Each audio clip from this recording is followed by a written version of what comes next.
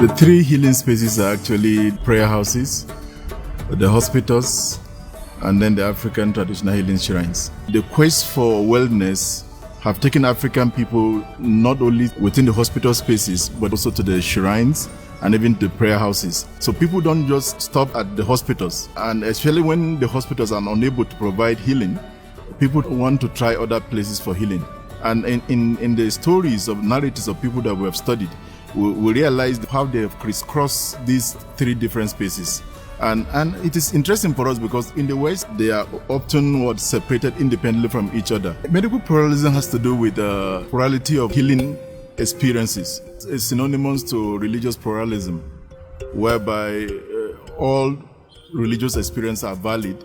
People are now vying for a kind of pluralism in medicine, that rather than just looking at what the scientific, empirical, enlightenment tradition that have come with the Western medicine, other traditions are also valid. This is where we see China, this is where we see a lot of Asian medicine and African traditional medicine coming in, that we should provide spaces for other healing experiences. Wellness for Africa is very robust and very comprehensive. It is not restricted to the body. In fact, body is just a percentage, a little percentage of it. But the idea of wellness translates into emotional, spiritual, and communal kind of wellness. A human being is not just body; it has emotional, spiritual need, and those elements must be brought into the treatment of the human body, rather than just narrow down to just the physical being.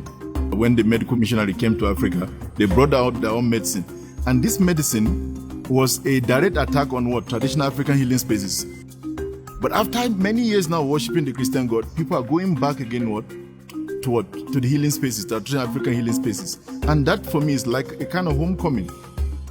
People are coming back again and saying, well, I've tried medicine, Christian faith healing and medicine, we've tried it. And now we're also trying African traditional medicine. Some persons will want to try it. If they are Christian, they want to try praying to God and then trying faith healers. But then, after maybe some years or time with the ailment and it's not getting well, they want to go to the hospital. But then later on, if they try the hospital and it's not working, then they will want to revert back to traditional African healers. But again, African traditional healing space give them multiplicity of kind of a democratic kind of sense of choice.